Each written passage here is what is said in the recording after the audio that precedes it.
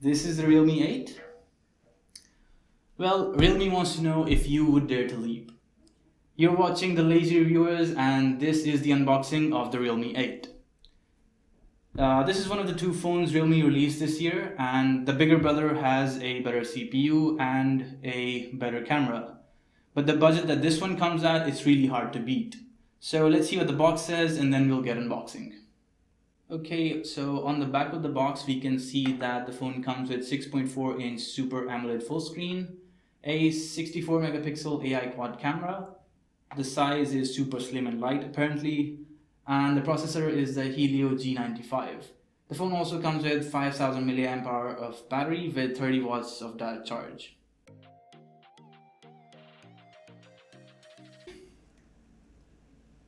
Come on out, come on out. Come on. Okay. So on the top of the box we have some paperwork.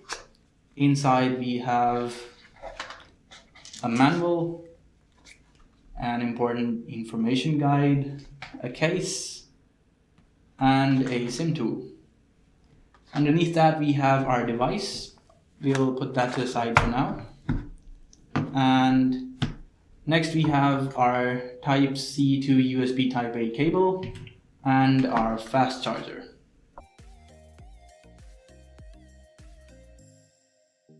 Okay, so the charger is indeed 30 watts, it says right there. And let's take a look at the rest of the stuff.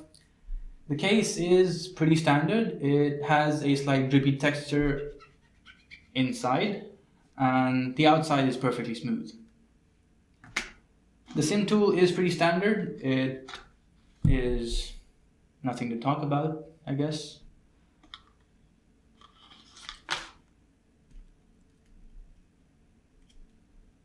Next up is the cable. It is pretty long and it's pretty standard, I guess.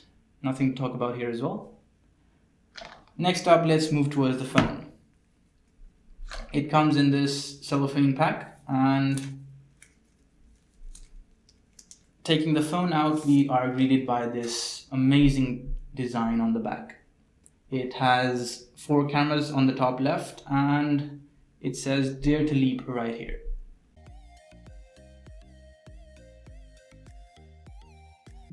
Okay, so on the back of this phone we can see the camera on the top left and a "Dare to Leap" branding on the right side of the back. There is a Realme logo on the bottom left, and on the front we have a punch hole camera in the top left, our top speaker grill, and not much else. On the right side we have our power button and our volume rocker. On the bottom we have our USB Type-C, our microphone, a headphone jack, and our bottom firing speaker. The left side has our SIM tray and the rest of it is pretty clean. And on the top we have another microphone. Now let's turn the phone on and set it up.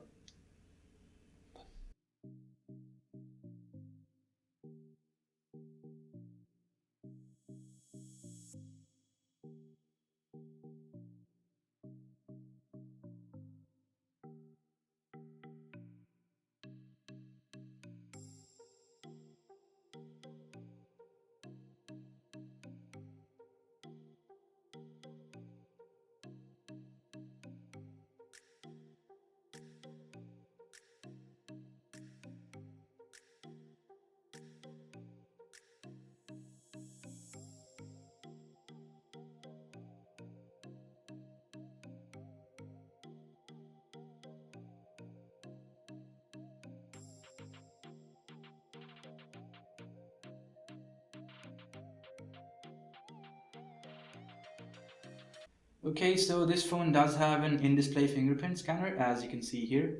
The display is 60 Hz, but it has smaller bezels than the Redmi Note 10 Pro. But it is 60 Hz and that's something I don't like. It is AMOLED though, so that's a good thing. The camera cutout in the top left is pretty small and unnoticeable. Okay, so taking a look at the front camera, we'll take a picture and see what the results come out as.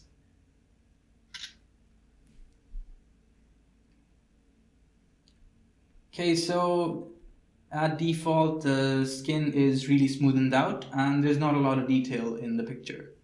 Let's see what happens after we turn all of the modes off.